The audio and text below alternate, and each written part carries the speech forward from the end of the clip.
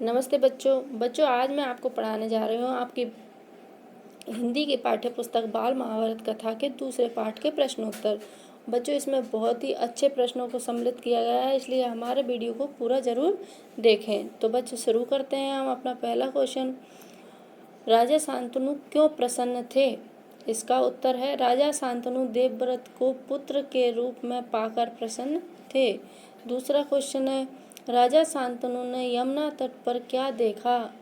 इसका उत्तर है राजा शांतनु ने यमुना तट पर अप्सरा सी सुंदर एक तरुणी को देखा जिसका नाम सत्यवती था। तीसरा प्रश्न है बच्चों, सत्यवती को देखकर राजा शांतनु के मन में क्या विचार आया? इसका उत्तर है बच्चों, सत्यवती को देखकर राजा शांतनु के मन में उन्हें अपनी पत्नी बनाने की इच्छा हुई। चौथा प्रश्न, केवट राज की क्या शर्त थी? उत्तर, केवट राज की शर्त थी कि राजा शांतनु के बाद हस्तिनापुर का राज सिंहासन सत्यवती के पुत्र को मिले। प्रश्न नंबर 5 है, राजा शांतनु क्यों चिंतित थे?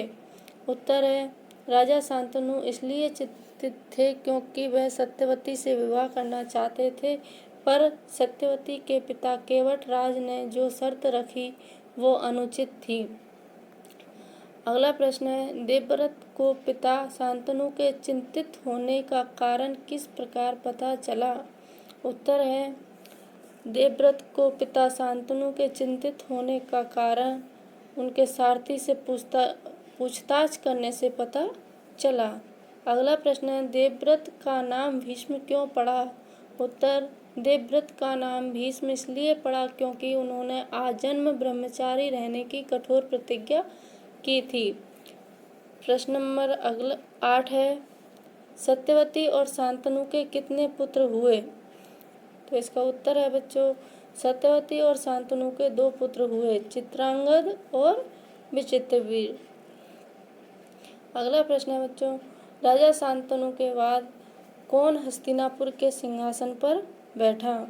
इसका उत्तर है राजा शांतनु के बाद चित्रांगद हस्तिनापुर के सिंहासन पर बैठा।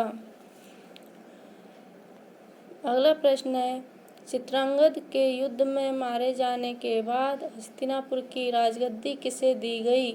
इसका उत्तर है चित्रांगद के युद्ध में मारे जाने के बाद हस्तिनापुर की राजगद्दी विचित्रवीर को दी गई।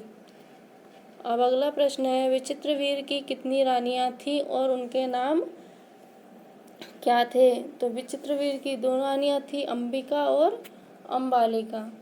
अंबिका और अंबालिका के पुत्रों के नाम लिखें। तो अंबिका के पुत्र थे धृतराष्ट्र और अंबालिका के पुत्र थे पांडु। अब अगला क्वेश्चन है,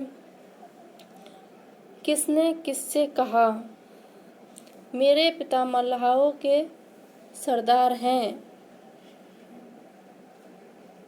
पहले उनकी अनुमति ले लीजिए, फिर मैं आपकी पत्नी बनने के लिए तैयार हूँ?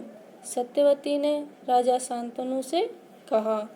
दूसरा है, आपको मुझे एक वचन देना पड़ेगा, केवट राज ने राजा शांतनु से कहा।